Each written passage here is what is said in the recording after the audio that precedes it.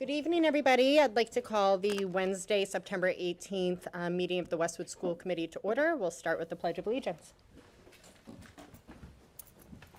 Pledge of Allegiance to the flag of the United States of America and to the republic for which it stands, one nation, under God, indivisible, with liberty and justice for all. I'd like to recognize Westwood Media Center and say thank you for live streaming this meeting and recording it for later viewing on its platforms. And I'd like to introduce our new student representative, Kevin Bai. Thank you so much for joining us, Kevin. Do you want to take a second to tell us a little bit about yourself? Yeah, so hello. I'm Kevin Bai. I'm currently a junior in Westwood High School. You know, I started off like part of the school's legislative council, and then after 2 years on that, you know, I've looked to a little higher up and. Excellent. Well, thank you for joining us. We're really happy that you're here with us. And I'll hand it over to Superintendent Pivovar. Sure, thank you. So while we're doing introductions, we have a couple of new members of our administrative team that we were not able to introduce last spring. So I'm going to ask Samantha Bean if she can come down first, and we'll just have you come actually right to the right to the table, right in the middle of the room. Center of attention. So welcome Samantha. Samantha is the new assistant principal at Pine Hill. Very happy to have her here. And so if you just want to just say who you are. Who I am? Yeah. Okay. Well, hi, I'm Samantha Bean. I'm the new assistant principal at Pine Hill School. Super happy to be here. Coming from Everett Public Schools, where I was an assistant principal for 2 years there. And prior to that, I was a special educator and instructional coach in Chelsea Public Schools. That's pretty much it. That's a lot of my life. I live in Waltham with my husband and my dog. And so happy to have you on board, and Thank you. You and Reed are making a great team already at Pine Hill, and Yeah, very he's happy awesome. to see how the school year started there. So Excellent. thank you, Samantha. Appreciate it. Welcome. Yeah. Thanks, Thank Samantha.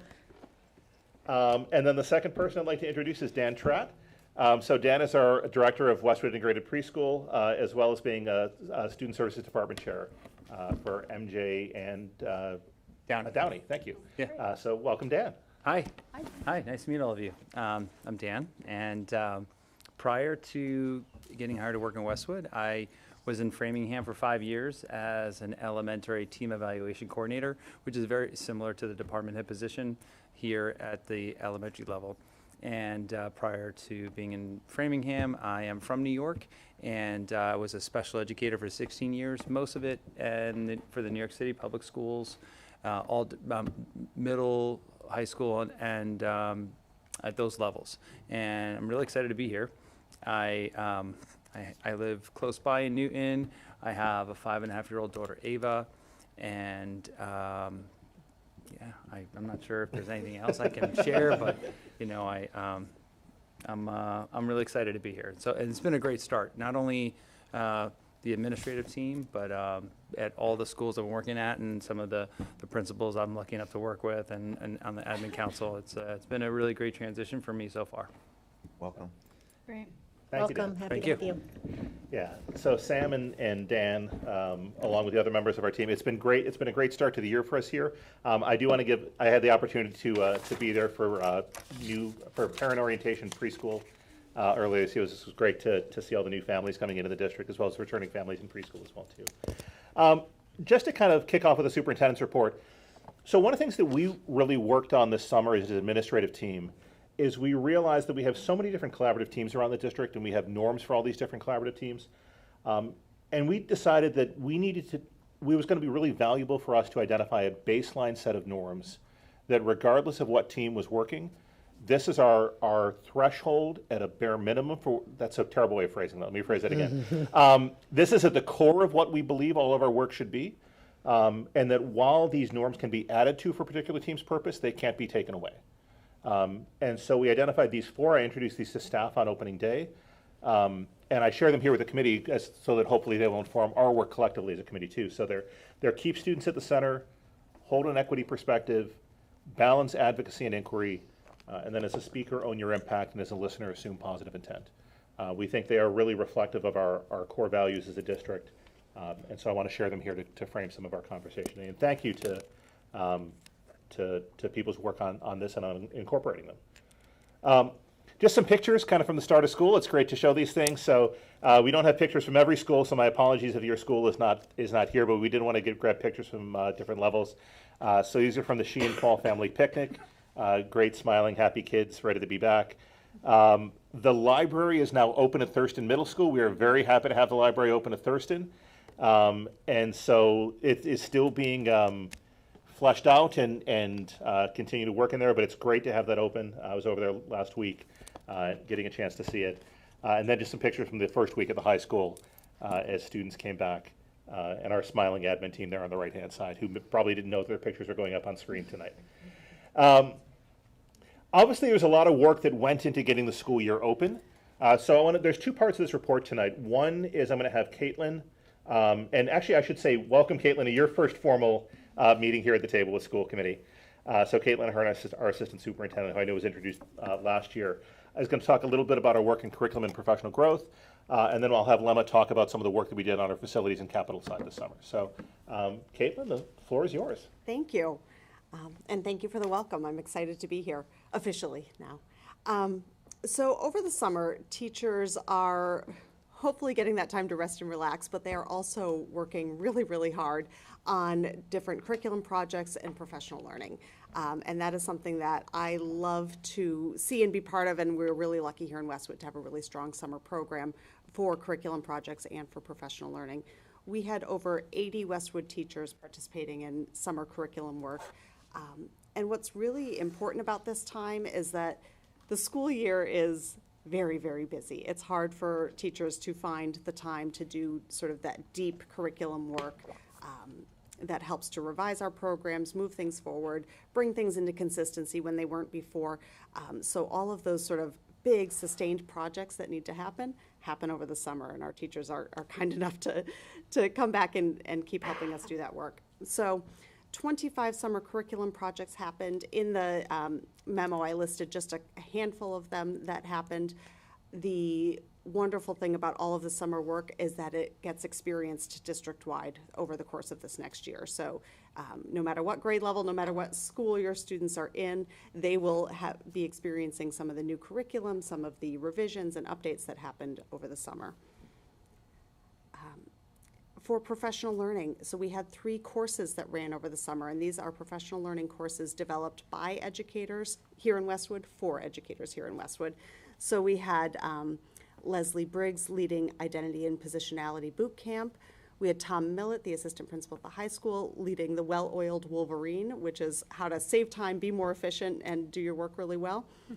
And then we had district occupational therapist Jocelyn Wallach leading Improved Self-Regulation and Executive Functioning for Optimum Learning. So those executive functioning skills that sometimes our students struggle with, how do we teach those explicitly? How do we help our students develop those skills as they move up through the system? So those were our summer courses. I got to see the feedback from all of them, and it was really positive. Educators enjoyed their time and learned a lot from their colleagues, which is always wonderful to see. We have 3 more courses on deck for the fall and another 3 on deck for the spring that different educators will be leading and participating in. And then finally, the highlight of my summer, I think, new teacher orientation. So we had about 45 new staff members or staff members who were new to a role this year, so returning staff member but in a different role, join us for new teacher orientation. It was 3 days. The first day was here at the high school. We all met in the cafeteria to start with a breakfast and a welcome and sort of a district overview. Several folks chimed in to help give our new people the lay of the land, who to go to for what. And then from there, we started the different learning sessions. Steve, Mr. Ouellette, had a chunk of the time teaching our new educators about the technology available to them and how to use it, how to access their email, how to do all those pieces. We talked about the supervision and evaluation process and how we look at growth and feedback for educators. Ms. Frank led a workshop on our equity work here in Westwood. On day 2, we started off at the Hale Education Center, which I was a little hesitant about. I was not sure if it was going to be a good idea to bring everybody outside all morning. What if it was 90 degrees? We don't know each other. But the weather was perfect. It was a lot of fun. I learned a lot about the new folks that were coming in and also about how I work in some of those team building activities they had us do. So we had the morning at Hale. In the afternoon, everybody met their mentors over an ice cream social, which was a lot of fun. Day 3 is in the building, so our incredible principals took their new folks and helped them get the lay of the land within their building, within their classroom settings. So it was a wonderful 3 days, I think. And I think that's it for my summer update. So I probably time to pause just if there are any questions or comments from the committee before we move to the next thing. So. I mean, are you going to tell us who won the moo off? So and I did comment in the, so for you know, it's funny because the memo will be up on the website. So there is a picture of Dan and I doing a moo off against each other as one of the activities at Hale, and I will freely admit that I lost to Dan in the moo off. So credit to him. So. And if you have no idea what I'm talking about, that's fine. You can go check out the packet on the website later. Like a great team builder. Tim, do you mind going back to the 4 tenets that you Sure, had? the norms? Yeah, Absolutely. the norms. Yeah. Can you just explain number 3 a little bit more to me? Yeah, so what we mean by balance, advocacy, and inquiry essentially means that while we want people as part of a collaborative team to advocate for for what they believe, we also want there to be a level of curiosity in the conversation, which means that we want, it's not just about pushing your own agenda, but it's about inquiring about what other people's perspectives are. And that's what we mean by that. Okay. Great. Yeah, thank you for that. All right, so we'll transition over to the summer 2024 facilities projects. There are about 20-something slides here. We're not going to go through each slide individually, but we just wanted to show a lot of, they're all pictures, but we just wanted to show pictures of all the work that was done. I know Lemma will highlight a few of them along the way. I winnowed it down as far as I could, I promise. There were far more pictures than what you have here, but it's fun to look at them, so I wanted to share this. So I'll go pretty quickly. Yep, those of you who visit our buildings probably have recognized that we did some work in the 2 weeks before we started the school year. This was a very busy summer overall, but our facilities department was able to pull off some work on our pavements and parking lots, and so we did some crack sealing, seal coating, line striping at all of the buildings, not all of the high school because we contemplated a solar project here, which is postponed, so that one was not on the agenda, but otherwise we're looking at this project as an important maintenance step because it prolongs the life of our asphalt, so that was important there. We also installed a portico at the Sheehan because there's been an area here where we've had continual intrusion of water into a classroom, and there's been damage into the classroom year after year, and you can see a photo of that damage in prior years, so that was a good project. When windstorms hit, Chris and Evans knows well that we lose shingles at the Sheehan, and so there was a lift and we did some shingle replacement. We have not replaced the roof yet, but it is something we're watching. So that was another one. These are the electric panels at the Sheehan as well, and we have been talking about them a good deal because we've engaged this summer with engineers to conduct a design and write up the specifications for panel replacement at the Sheehan. This would be a big project because one thing we've learned in the process of engaging them is that we'll probably need to relocate at least one of the panels just to meet code. You can't install it where it is now, so it's a big undertaking, and design alone has exceeded $45,000 just to commission that, and so we're waiting for the conclusion of that work. We also, in terms of more visible products, we've replaced carpet in 2 rooms. One is a classroom, actually a couple of classrooms in the modular at Thurston and the teacher's lounge as well. We had a boom lift at one point, and if you were driving by Thurston the day that this was in place, it was a moment, something to watch. We had to, undertake significant repairs to the tower because over time there was just water intrusion because the wood and the water penetration and sealing there had started to fail. You'll also see here a topic of substantial discussion this summer was the Thurston modular roof. This one is the rear modular near the fields. We learned from Doran Whittier that was out on the roofs that, maybe we need to consider a roof replacement here more urgently than what we anticipated. We have been preparing carefully for a replacement. But in response to the feedback from Doran Whittier, which has been working on our facilities plan, we accelerated some repair work this summer, and so we did a immediate repair under warranty. Fortunately, we did have to pay for the removal of the solar panels, but it was not excessive. And what you'll see here is, like, on the right side in that big picture, the solar panels are off the roof in one half of that roof, and the white areas are patches. So there's been a significant amount of work on this roof, and it's just reached a point. Everyone I talk to is, agrees that it is time to replace this roof at modular.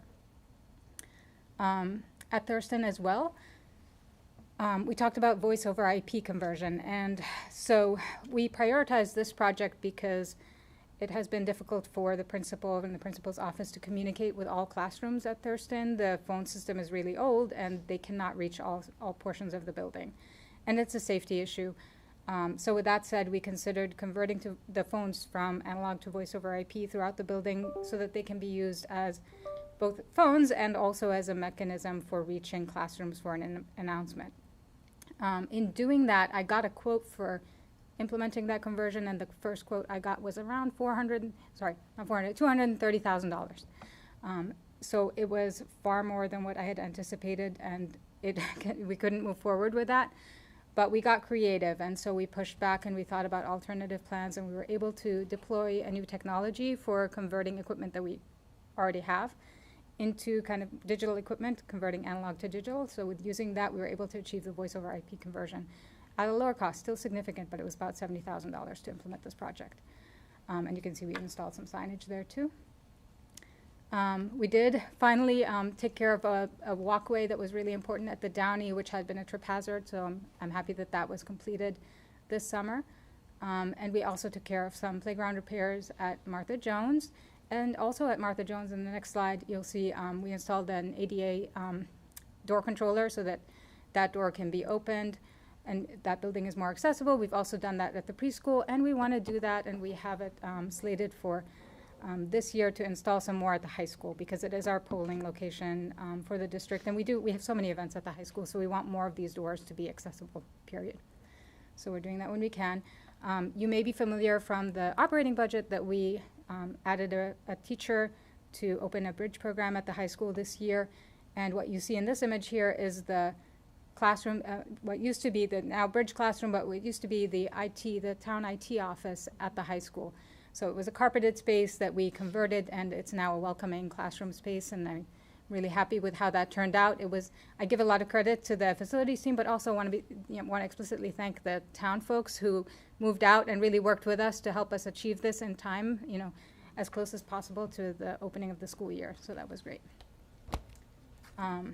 You will also see pictures here of the auditorium lights. So this was a separate capital article at town meeting a couple years ago, but it's only this summer that we have completed or nearly completed this project. We have one payment we're holding back until the last bits are done, but it's effectively completed now.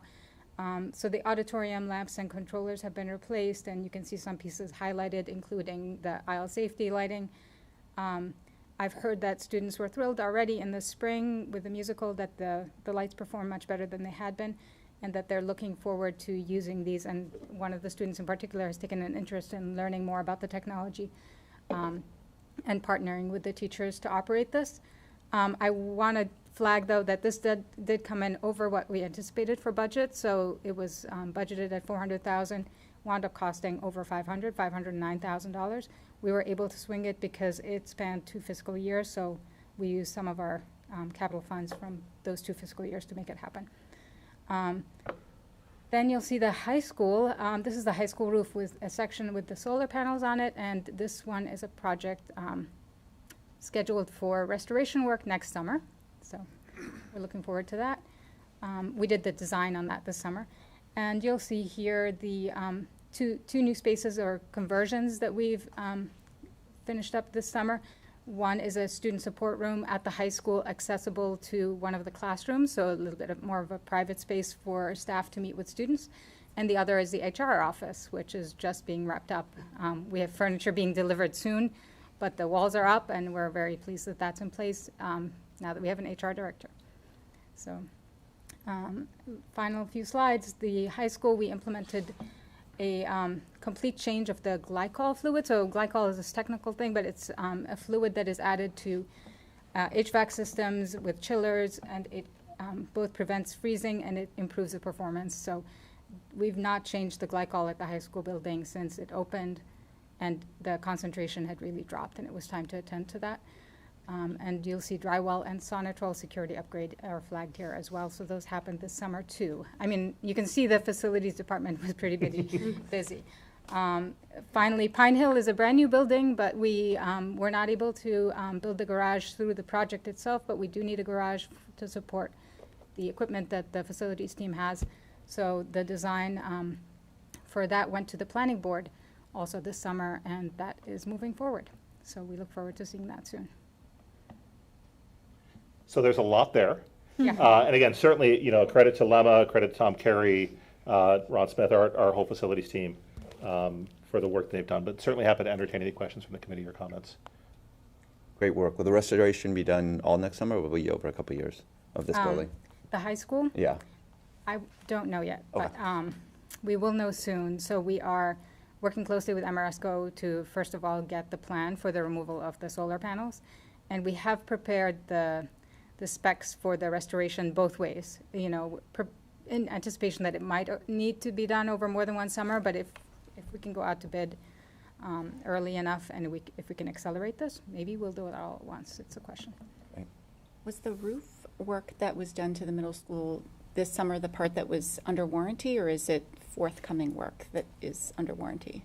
The roof repair that we did was under warranty just in the last few weeks of the warranty. Okay. The warranty has expired now. No. So Okay. it's over. And that roof needs replacement, unfortunately. So it only lasted the life of the warranty, basically, and a couple of months, right? Because it does need replacement at this point. Okay. And I will say, I'll talk a little bit later on the agenda tonight about the facility study in general, so we can talk about that in a larger context a little bit later on. One thing I forgot to put a title slide up here for, so we're not transitioning to food service right away. The next thing under superintendent's report is the cell phone working group. And so I just want to, there's not a whole lot to say publicly yet. We just had our first meeting of the fall last week, I think. The days are all, I mean, it's been a great start to the year, but the days are also blending together. So, but we have a great group of people in the room representing students, staff, caregivers, folks from across the district. So, and I know Amanda and Dory are both part of that group as well too. I do want to be clear this evening, and I think members of the committee know this, but for the community in general, the purpose of this group is the cell phone working group or cell phone task force is to develop guiding principles to support policy recommendations at the committee level, or to influence at the student handbook level, right? That group is not a decision-making authority because that authority rests with those whether either this committee or via this committee through student handbooks. I know there are some other things happening in the community, right? So there's Conversations with Caregivers is happening next month, which is a book discussion about the anxious generation. As a cell phone working group, we read The Anxious Generation. As a cell phone, the Conversations with Caregivers is an event that is just about having a book discussion. It is not an event about policy making. It's not an event about cell phone policies. It's not anything like that. It's a conversation as a community with caregivers from across the community. As a cell phone working group task force, and I keep changing the name of it, but as our group that we're on, we are going to be developing a plan for communication out to the community, for gathering input from the community about issues related to policy. We don't have that yet because we are in our early stages this fall, but that will be coming, that will be communicated out. So for people looking to have that conversation around policy, it'll be through the cell phone task force, and not through Conversations with Caregivers. And we'll clarify that if there's, I understand there may have been some confusion about that, but I figured it's a good opportunity tonight to say that kind of explicitly. So Amanda and Dory, I don't know if there's anything that either of you want to add being a part of the group. I think you covered it. Okay. I think we're off to a good start. I echo, it's a Yeah. great group of people that are volunteering a lot of time, so I'm grateful. Yeah, and it is balanced. I mean, it's parents, teachers, that we have a student member. So I like that it's comprised of a number of different voices from across the district, which I think is important. I do know that, and I know we have this working group, but I think at the high school level, there were changes made over the summer to the way it's run. And I have to say, as a parent, I'm a huge fan of sort of keeping. So I think that the district itself is moving in the right direction on its own, and I think that this working group will enhance that work. But I want to give props to Amy and her team because I do think that they're taking very proactive steps to sort of get ahead of this issue already. So. And I think at Thurston as well, there's been Yeah. a change in the approach too. Yeah. So. Yeah, and I would say there was also language added to the elementary. The handbooks were silent prior to this here at the Right. elementary level, right? So there's explicit language there. Through the chair's permission here, I'd love to ask Kevin to opine as a student at the high school, if you don't mind. So. Yeah, so the new policy for us students, if you don't know, is when we go into our next to a class, right? We have to put our phones in like these cubby holders, and then at the end of class. Yeah, there's one in this room over there for those in the room. So. Looks like the one I had in most of my classes. So you put it in there. After the class ends, you can get it back for passing time. And most of the complaints I've seen is over the lack of consistent enforcement and the fact that there are some that it's kind of unfair to some people. So I'll get to the unfair point first. So some students have MacBooks. I learned that they can still text other students with these MacBooks, even if their phones are in the pockets. So that's something to consider. And during S blocks, where phones are supposed to be, in the cubbies, I've seen some pretty inconsistent enforcement from teachers. Some, it's strictly enforced. They check, and then others, it's sometimes no enforcement at all. Like you can see some students on their phones at times. So, Yeah. So thank you for sharing that, Kevin. I think we've made the changes, right? And I think we want to learn and continue to improve, right? So getting feedback like that is certainly helpful for us as we move forward. I do think third S block is the third rail of this conversation. Yeah. On both sides. No, it is. I think there's both sides. Like, why can't we have it during S block? So I think you've raised the third rail. But anyway. I think the silence immediately after you finished may have spoken to that. So, but no, thank you, Kevin. I really appreciate it. Thank you. The last thing under superintendent's report is we do want to talk about food service and school breakfast. So we have started this year with availability of school breakfast in all of our buildings. I'm going to have Lemma talk to you about it in a second. I am happy that after a slow start, that the numbers have steadily increased with access to breakfast in the morning. But Lemma, the floor is back yours again. Yeah, I'm going to start again with images because that's the run I'm on today. I know. It's all about the pictures. So a couple of photos of breakfast, hot breakfast bar at the high school, as well as the fruit options, the fruit salad bar at the high school, which is offered at the breakfast. Next slide has breakfast up when it was a hot breakfast on elementary. It not always is, and then a middle school hot breakfast day. I just want to note, not every day is like this, partly because of the reimbursement rate. So reimbursement for breakfast, I believe I wrote it down, is like $2.75. No, $2.37. So we can't afford to offer hot breakfast every day, nor do we have necessarily the demand every day for this and the time to roll it out, but we do plan to continue to offer it on occasion and to mix it up. So that's the intent here, and they look great. Participation has been about 10% on good days. For example, at Thurston, I think we hit 10% last week. And then a couple of pictures of menu options. Mostly lunch is what you see here. So some bacon mac and cheese, a quesadilla. There is a cold breakfast tray up at the top right. There's a clam chowder bread bowl that was offered recently at the high school. So we're trying to think about menu options and keep it interesting for students. We have seen participation increase. I'll just speak to this. In terms of numbers, the high school participation in particular, we've reached over 50% of students participating in lunch on multiple days the last couple of weeks, and that's an increase.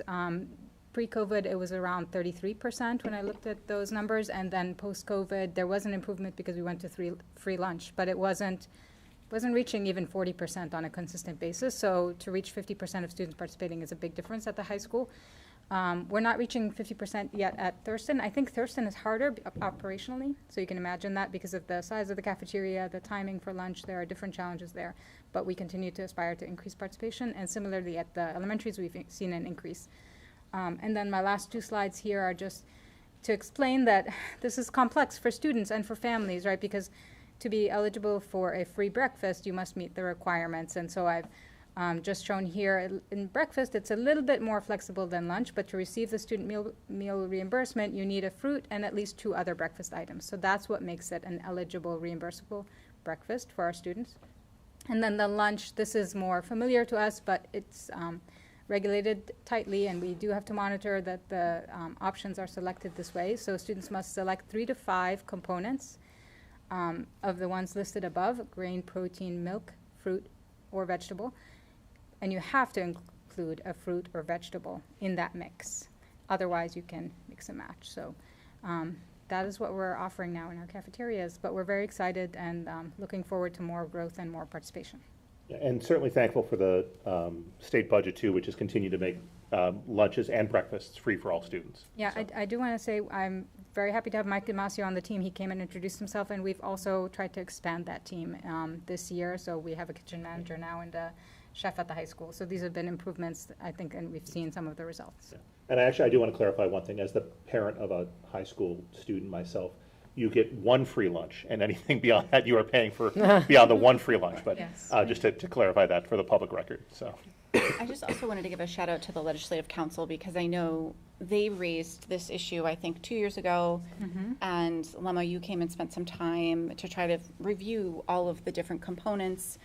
And they put together a fantastic survey that was very well sort of responded to around what the students were looking for. And they invited Chef D to come in and share their concerns. And I think that's helpful. And I attribute, I think the return of the salad bar, I think, is in part, due to the feedback they were able to provide. It is direct response, to student feedback. So that was great. That was a great outcome. Kudos to the Legislative Council, I think, for elevating that issue.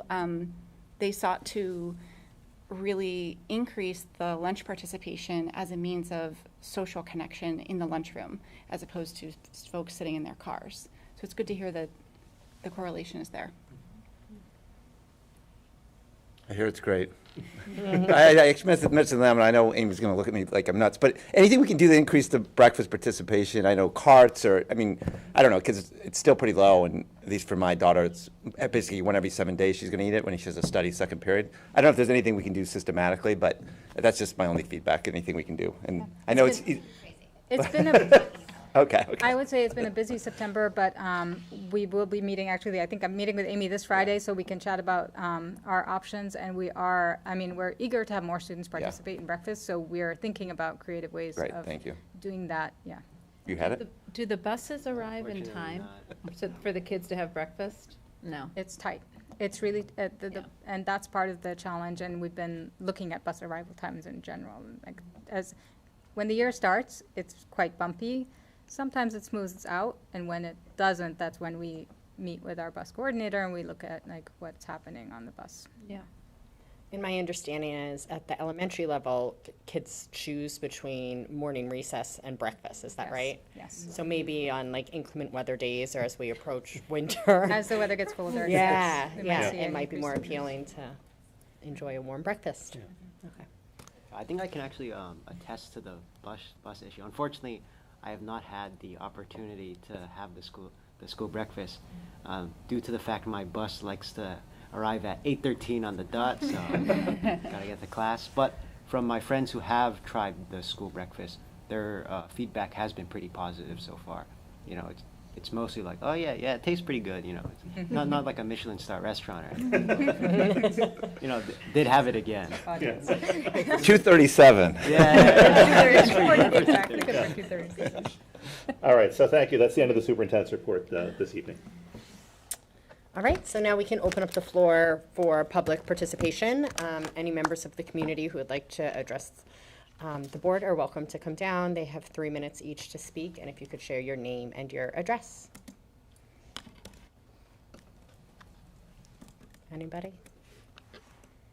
No? Okay, so we'll move on past public participation.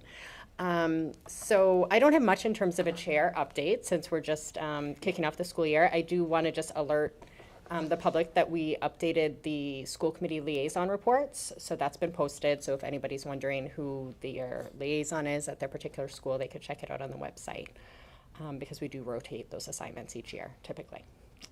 I don't know if you have anything for Pine Hill. I know the fields look great. Yes, It's exciting. we are almost there. We're almost done. Fields are almost done. We're the SBC and the PBC are wrapping up all of the invoicing. I think I'm going to probably just do sort of an all-in summary once the project is officially completed.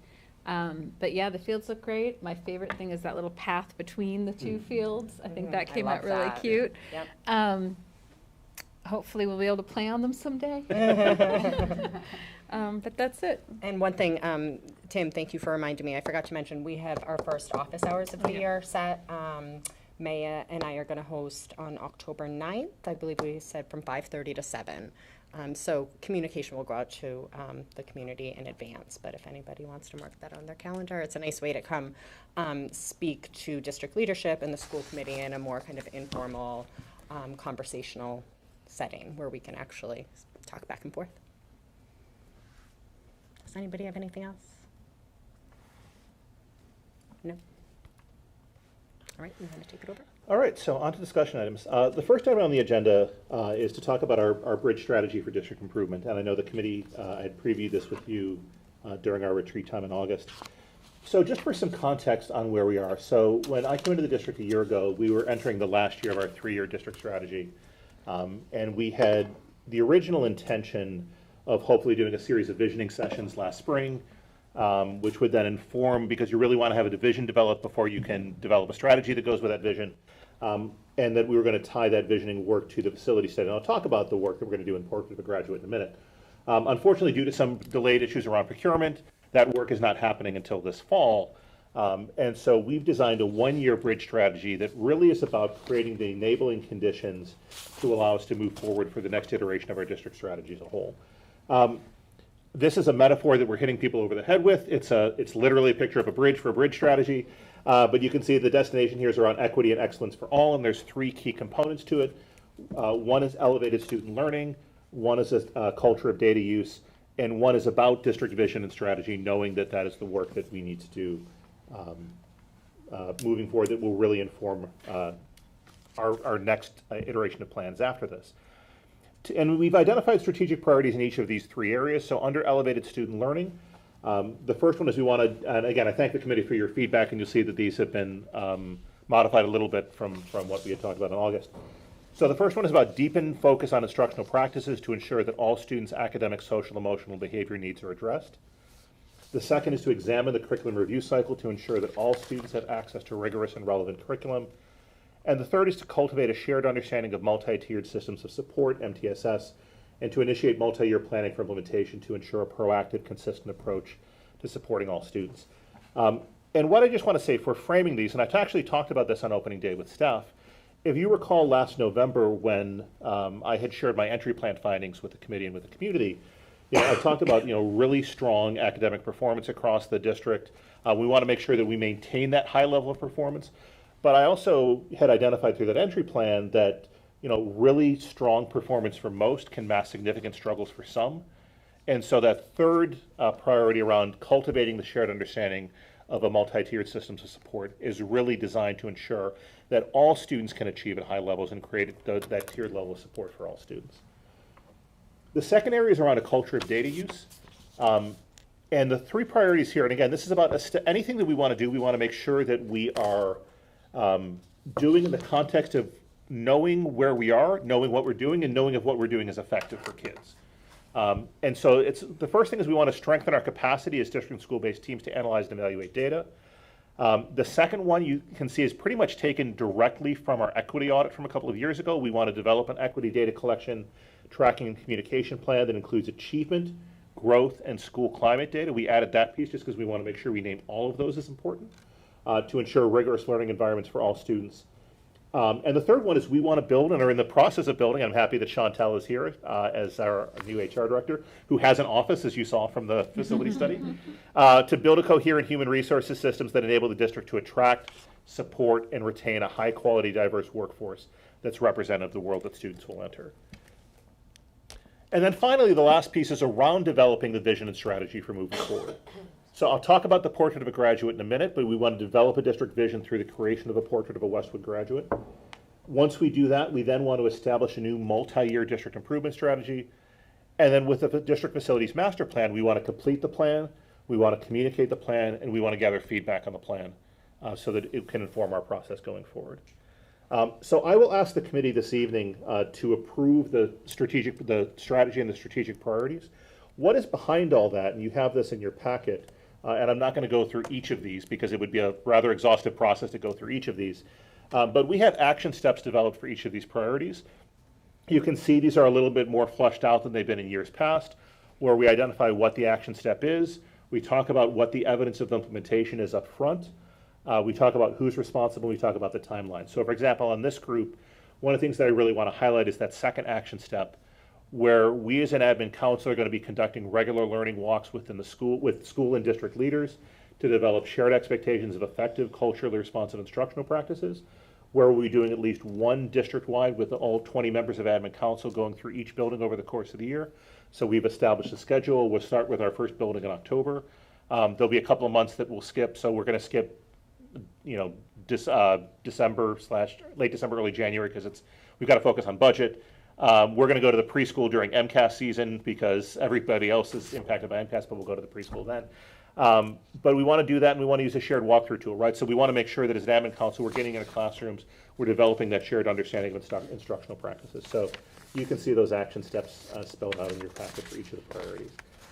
So I'm really excited about the work that we're doing. Ultimately, all the work that we do, whether it's at the admin council level, whether it's professional learning that we do with teachers at the district or at the building level, whether it's through the evaluation and supervision, we want to make sure that everything is tied to and aligned to the priorities in our strategy, because they form the backbone for ensuring that we have really strong, positive, rigorous outcomes for all students. And so I share this tonight. We'll publish this on the website. We'll continue to talk about it as the year goes on. But at this point, I'll certainly pause and take questions or comments from the committee if you have them. And if you don't, that's totally fine. I have a question and comment. Sure. On 1.2, the detail, it says launch performing arts and visual arts. Is that the only curriculum review we're doing this year? We talked about doing a guidance review. Guidance, it should be in there. Did we? If we left, we'll make that edit. Yeah, we're doing guidance this year as well. Okay. Yeah. Okay. Yeah, I think it's funny because guidance is not technically a curriculum review. It's more of a program review. But I think for clarity, we can add that, make sure it's incorporated in the action fair stuff enough. before we publish. Language. And the other comment, I'd be interested in my colleagues' conversation on this one. On the detail 2.2, detail, the last piece says increased scope of public reporting on student data to include both aggregated and disaggregated information, and it references MCAS. I wonder if there might be other things we should be looking at. So it's not about rankings, but there were things like AP, percentage of people that do AP, or how we score on those. Are there other, I guess there might be other things that go in, I know it's not about rankings, that go into those rankings. It's not about the rankings themselves, but the things that go into those rankings that might be part of that. Because that might help explain, I think, for us when we get questions in the community, not just, because MCAS is one part, but there's other data. Yeah. I guess that's more of a question. Are there things, well, I guess, what do you guys think? And are there things we could add there, I guess? I think that makes sense because I think we hear a lot that MCAS is just one kind of, snapshot. And so it would be helpful to be able to know what are the other snapshots that are being considered. Yeah, and I mean, personally, I'm very aligned with that belief. And I think, because we did a deep data dive in August as a committee at the retreat. And so I think that can be inclusive of MCAS data, AP data, school climate data, all these kinds of things can be part of that conversation. Okay, thank you. So. That's a good point. All right, hearing nothing further. Thank you.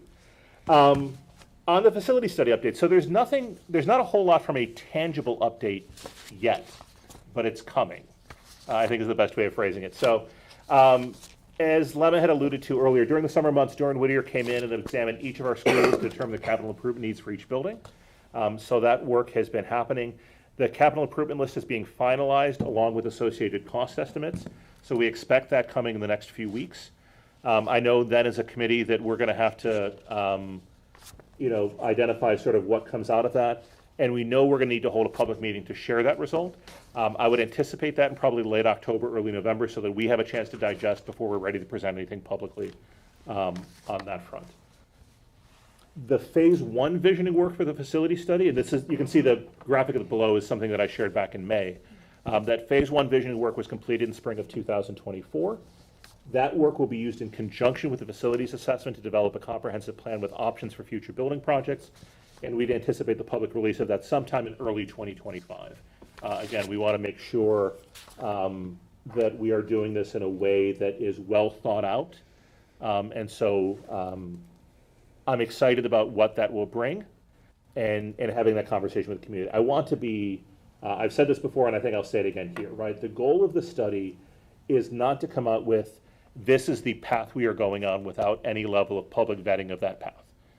The goal here is really about developing and identifying options and then having an opportunity, knowing that the committee will have the ultimate say on which option we are looking to prove forward to the community, but to go through a level of public input gathering about those options after we develop them. So that's just an overview of the facility study. There is a lot to come in the near future, but just kind of wanted to set up and preview it for the future. I know that, Maya, you've certainly been part of our internal working group on this. I don't know if there's anything in particular that you want to add.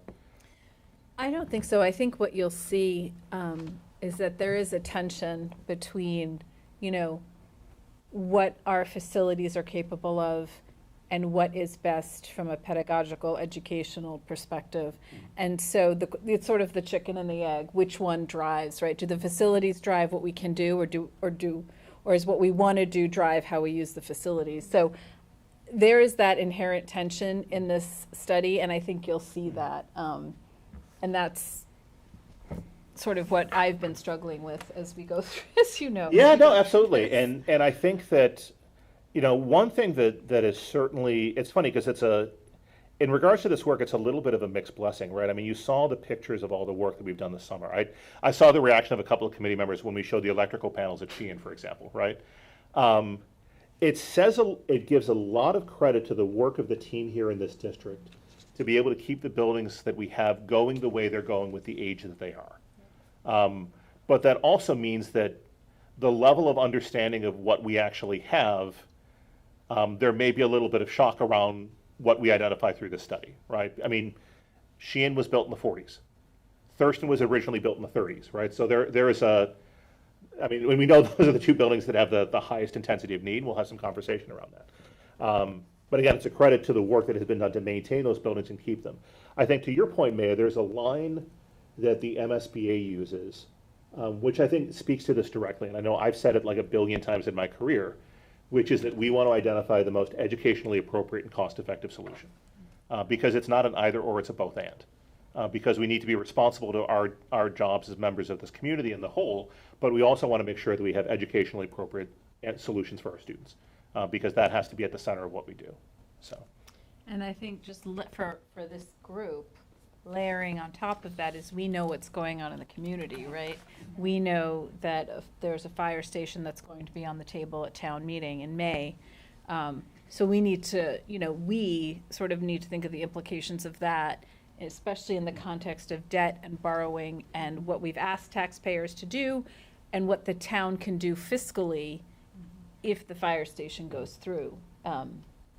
So there's that second layer of something that could impact what we may want to do.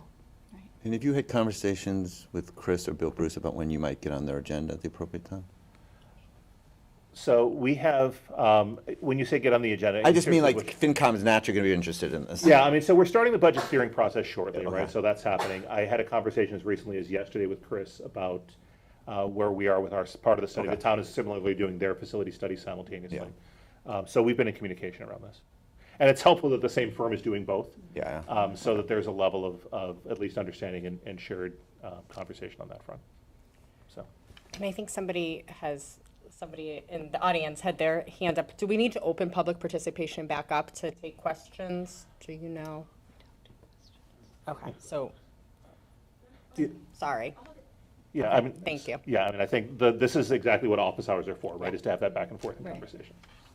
I just had a clarifying question, but. So, Thank you. and what I would say to anybody in the audience, I'm certainly happy to stay after the meeting and answer questions individually, so very happy to do that. The last part of this evening is around Portrait of a Graduate. And so we've talked about this a little bit, and so the second phase of this work is the development of the Portrait of a Graduate of Westwood Public Schools. And I probably should have put together some samples from other districts. I didn't do that this evening, but if you go out and do a Google search, you can find these in other places. But it's really about identifying the skills, competency. You've heard me say this a few different times already, but identifying the skills, competencies, and mindsets we want to develop in students to prepare them for college, career, and life.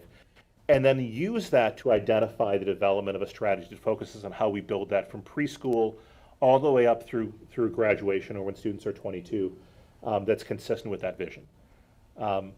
This is work that cannot and should not be done in isolation without the community's involvement. And so to create it, we're going to assemble a team of stakeholders to do this initial work of development. We're going to include students and caregivers and staff. We're going to do 3 half-day working sessions on October 9th. These are all Wednesdays, October 9th, October 23rd, and December 4th from 9:30 to 12. I do want to recognize, and there's no good solution to this problem there are some, just the timing of these sessions means that there are some members of the community that will not be able to participate, but we want to make sure that we also have the availability of staff to be a part. And we also need to make sure that it's the same group of people that are part of each of these sessions. That being said, we know, and I'm going to skip to the bottom slide, we know it's incumbent upon us to make sure that there is a robust feedback process to ensure that all voices can be heard, not just those that are in the room for the initial development process. So I'm going to send out a message to the school community by the end of the week to seek individuals that are interested in serving on this team. This is not sort of an open public meeting where anybody can show up because there's a limit on capacity, but we want to make sure we have a broad enough group of stakeholders in the room. We certainly want to target some people that were part of our visioning work this spring because there's a baseline set of understanding and knowledge about that conversation.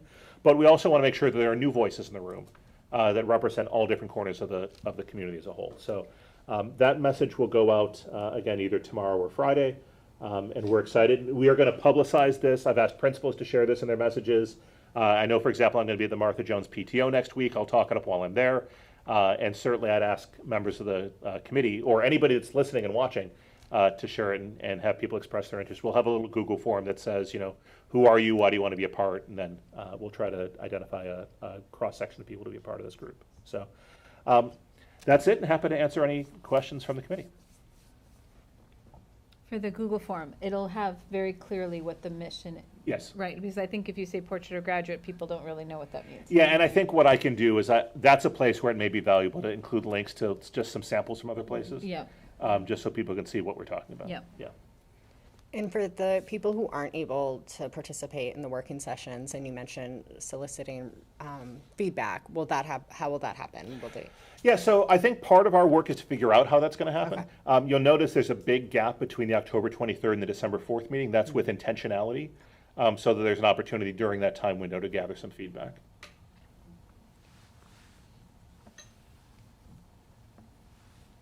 All right. Great. And that is the end of my stuff for this evening. So we are on to action items. Great. So does somebody have a motion to approve the 2024-2025 district bridge strategy? So moved with the amendments we talked about. The guidance. The guidance, yeah. Second. All in favor? Aye. Aye. Motion approved. Does somebody have a motion to approve the high school, middle school, elementary, and preschool? Do we have to do them separately? They're all listed together. We're good. You can really do. I mean, you could do it as an Harley's omnibus giving us motion. Harley's giving us the Yeah. to be Just motion. a comment, I think I'd be interested as we get the Portrait of the Graduate for next year to see that infused on maybe the handbooks. I mean, so that, just by that, I think there's a lot of, these handbooks are dense, and so it might be interesting once we have the Portrait of the Graduate if there's things that actually inform that from like just a wellness perspective or just in general. That's just my comment for next year. I appreciate that.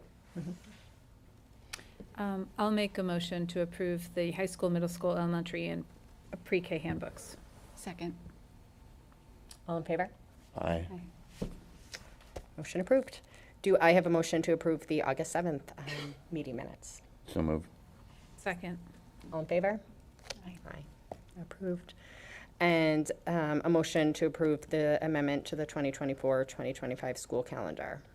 That was just a change in the Yeah, so if you want me to provide some context on this? Yeah, so we are, the last early dismissal, last short Wednesday of the year is currently scheduled for June 11. June 11th, thank you. And we realized over the summer that was in the middle of J term, and that really is not work, so we're going to push that last early dismissal back 1 week for June 4th. So moved. Second. All in favor? Aye. Motion approved. And then a motion to approve Superintendent Pivovar to the Tech Board of Directors. So moved. Second. All in favor? Aye. Approved. And then, is there any new business? Anybody would like to? Two small things. Great. Per calendar, can we get that on next month's agenda? I've already had people reaching out about next year's calendar. Calendar. Okay. And then second, I'd like to thank Steve for coming today. It is his birthday, so I'd like to acknowledge Steve. Happy birthday. That's it. I was debating whether or not to say that earlier, but I'm happy that you did, so yeah. Appreciate that. Anything else? All right, and then if someone can make a motion to, well, I'll adjourn this meeting and make a motion to move into executive session. We will not be coming back into open session. And the purpose of the executive session is to discuss strategy with respect to collective bargaining or litigation, where an open meeting may have detrimental effect on the bargaining or litigation position of the committee. So moved. Second. All in favor? Aye. Thank you. Thank you.